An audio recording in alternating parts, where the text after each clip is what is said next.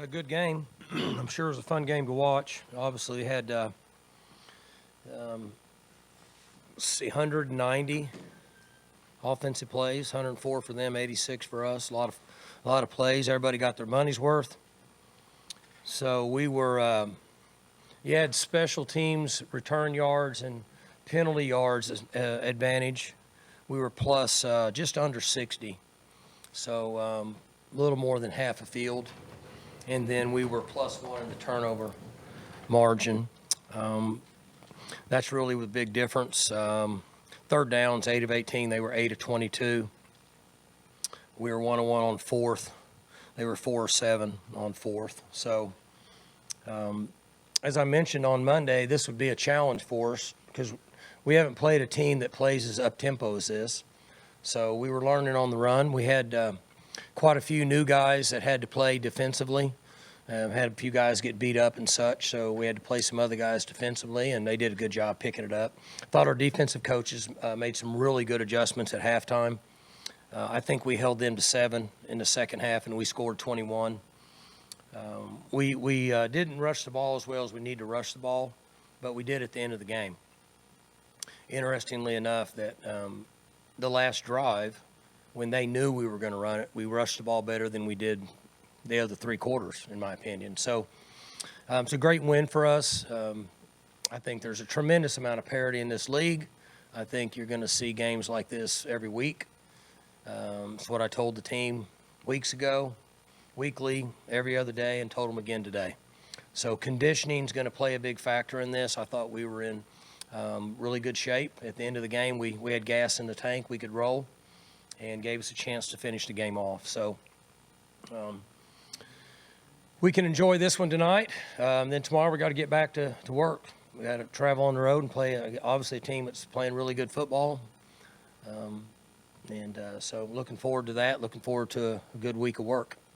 The injuries that you had on defense in the first half, how much of that was, how big of a factor was that? What's that? You had a few guys get hurt on defense. Yeah, we had quite a few guys, I think, went out on defense, so we had young guys had to play. We were pretty young and immature out there defensively, but they rallied around and made some plays. They hit us on a couple deep balls, but really cover's pretty good. Their kids went up and made plays. They did a good job of covering us today also. Spencer obviously didn't throw it as well as he normally does, but he scores that keeper touchdown there from the 2. Really a sort of a tough run for him. And that kind of seemed to swing some things. Did you sense your guys in that moment maybe sort of deciding, hey, we're going to get the momentum here and go with it? That was a big play. 2 biggest plays, there's a lot of big plays, so it's really unfair to say that. Where that and the targeting really kind of changed the flow of the game. And we were pretty average protecting him. I'll have to go back and look and see, but I didn't think we did a good job protecting him. And, I've said it a number of times. Maybe we did. I just couldn't see it, but I didn't get that feel. So that could play a role in some of that. But he's been around a long time. He's competitive, made a play there at the end. Made a good play converting the third down at the end. So that's the advantage of having a mature quarterback. Toughness and the sort of the grit out of your entire bunch today? Mm-hmm. Yeah, I did. They fortunately, we've got, enough veteran guys that get it. I think we're in really good condition. As I said earlier, they had some gas in the tank, and we've been in these battles before, and in the end, there wasn't any panic. Guys had a clear mind. They were able to listen and absorb information. There was no panic, and in that situation, gives you the best chance. The halftime adjustments on your defensive side. Tech scores first possession of the third quarter, and they don't score after that. Was there anything in particular that really stood out to you? Well, we made a few adjustments, and it was interesting. The adjustments we made didn't fit that first drive. So I thought, well, that's great. They adjusted on our adjusting. And, he's doing a good job of coaching them. They're well coached. They've done a nice job there. But it's hard to explain, but the things that we made adjustments on is not what they did on that drive. And then after that, they kind of went back to what they're good at, and then the adjustments we had worked. On all the short yardage, quick stuff, we were in attack mode, very aggressive on the perimeter, they got us in the first quarter a lot on the perimeter. And so we made those adjustments, and it worked for us, and some key stops on fourth down. The last drive we scored on, I think they gave us the ball in like 42 or 3 or something like that. I'm not for sure. And so that was a key stop, and allowed us to go down the field, use the clock, and score. Quarterback change by them at all a surprise to you guys? The quarterback that they played, he's a good player. Good player. What year is he? That's not good. He's a good player. So, For him to come out and No. start? And no. He slings it around pretty good. I had heard that. I heard this summer that they had a kid that could throw it around, sling it pretty good, and obviously that's who it was. Good player. You mentioned the roughing the passer call earlier. What did you kind of think of that play, or the targeting call? His targeting. A tough game, but the rules, the way the rules set up, that was targeting. So you cannot lower your head, and they know it. And he's young. We talked about it Friday. I talked about it this morning before we came over. Those are things I remind him on all the time. But in the heat of the moment, all he knows is he had a dead shot at the quarterback in the end zone, and you cannot lower your head. You have to keep your eyes up all the time. So the rules put in place to protect, and it's a good rule. Nobody likes the rule because people think it's football. Football's football until that's your kid that's getting hit.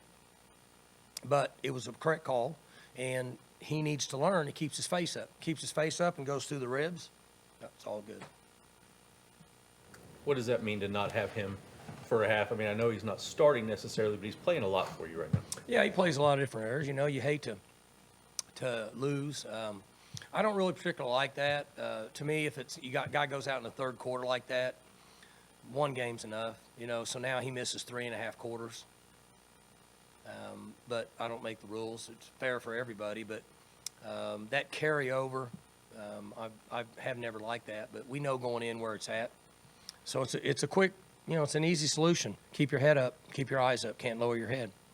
Mike, you mentioned, Go ahead, Jenny. you mentioned protection, Spencer. You lost your center. Wondering if you know how Preston is, and then how do you think Joe fared out there? I thought Joe did okay. A couple snaps were up there a little bit. I thought he did okay. I know that it's not a significant injury. So, he's walking around, but he couldn't really push off. Hopefully he'll be better in 3 days. Think of Jaden Bray.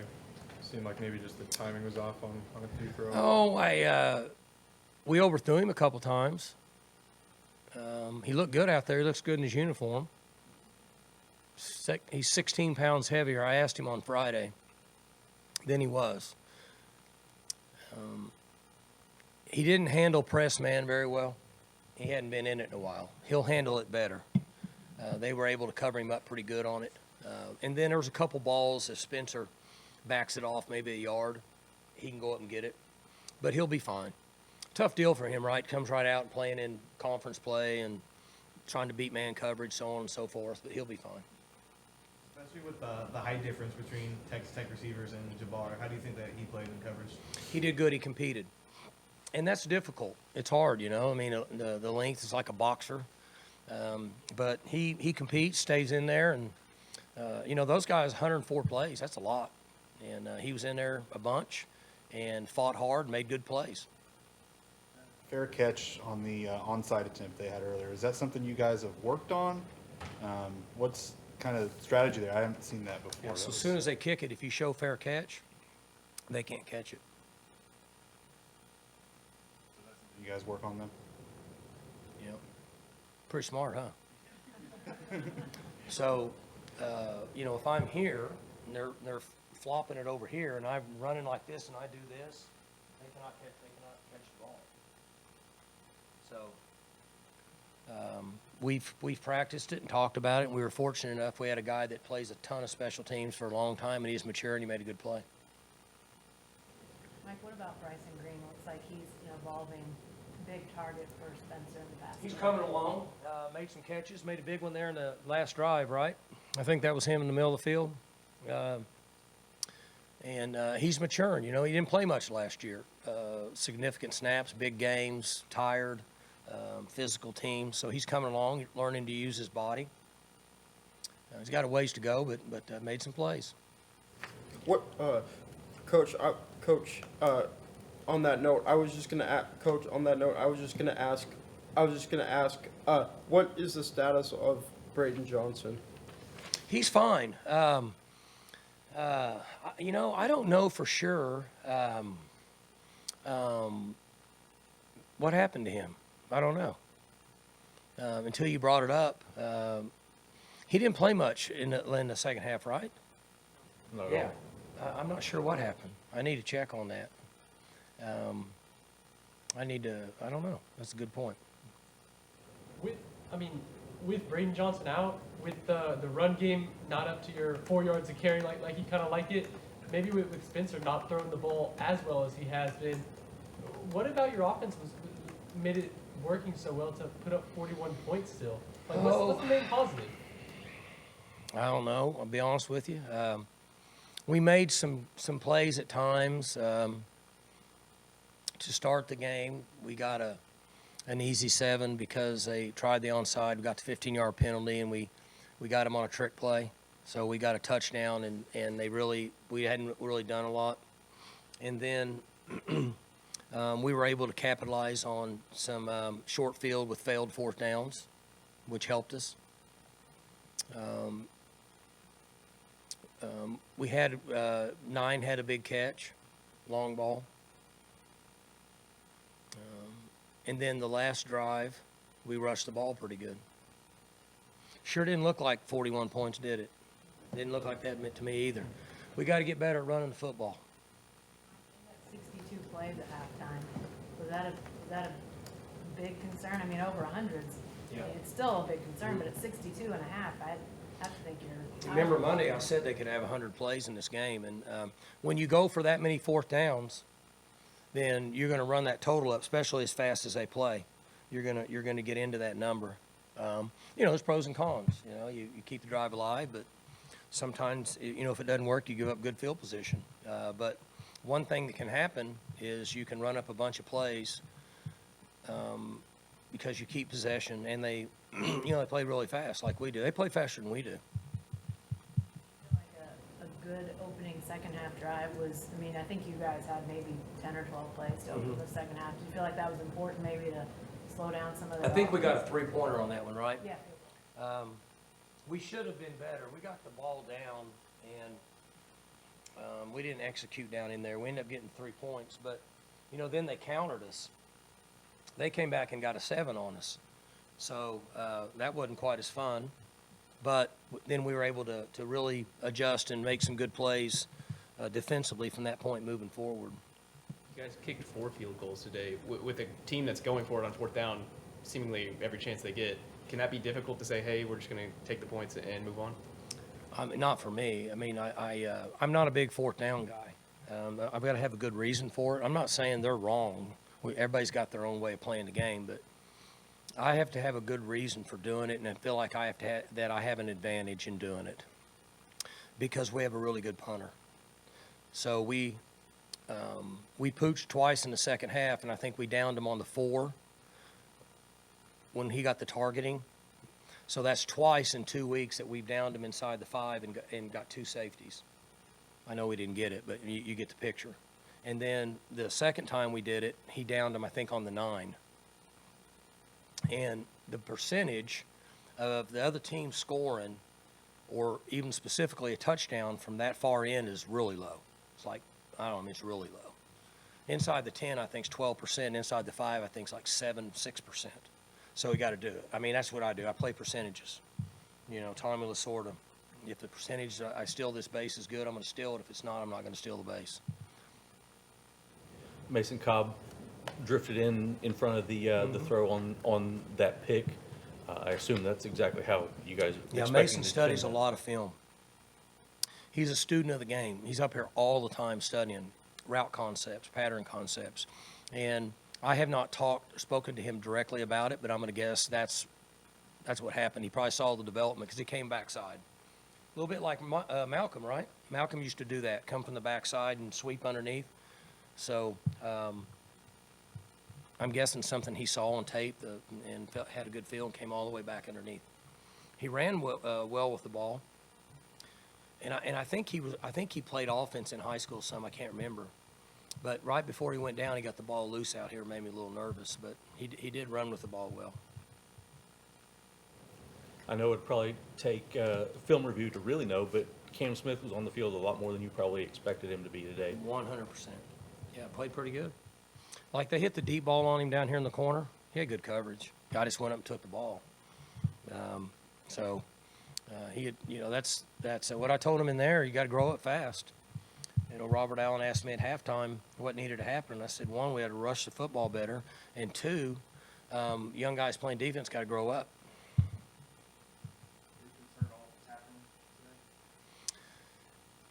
It's interesting. I'm glad you brought that up. If you think about percentages of plays they defended, it wasn't a 70-play game. It's 104 plays. We didn't really miss that many tackles. Okay? Now, I want eyes up. I don't want to miss any tackles. But we know that there's so many skill players in college football now, it's not easy to get them all down. But when you think about, they basically played another quarter of football today. So the fair way to coach is that we missed some, but when you think about them having an additional 35 plays, probably wasn't much different than what it has been the first 4 games. Do you worry about the number of hits Spencer takes? Number of what? The number of hits that Spencer takes throughout the game? Sure do. I sure do. I worry about him all the time. If I was him, I'd go straight home tonight and go to bed. I wouldn't pass go, wouldn't look at any pretty girls, wouldn't collect 200 and go NIL 200 or whatever and go home. It's a tough game, man. He's at the one position you can't defend yourself. You get hit, you can't defend yourself. Tough job. Coach, last week, Alex Hale was doing some kickoffs. This week it was Logan Ward. I'm just curious, what was the decision behind that? Logan, Alex has been a really good field goal guy and did some kick, but he hadn't got as much distance with what Logan has given us a little bit more distance, so we let him kick. He did a good job. He nubbed one out of bounds, but other than that, we thought he did a good job. For more information, you can visit TulsaWorld.com.